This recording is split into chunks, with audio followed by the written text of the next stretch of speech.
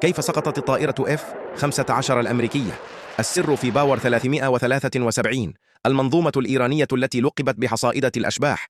رادار ذكي يخرق تقنيات التخفي بمدى 450 كيلومترا، وصواريخ رصياد 4B التي تندفع ب5 أضعاف سرعة الصوت. في جبال إيران الوعرة نصب كمين تقني صامت، حطم أسطورة التفوق الجوي وأسقط الهدف في العمق. فهل تغيرت قواعد اللعبة للأبد؟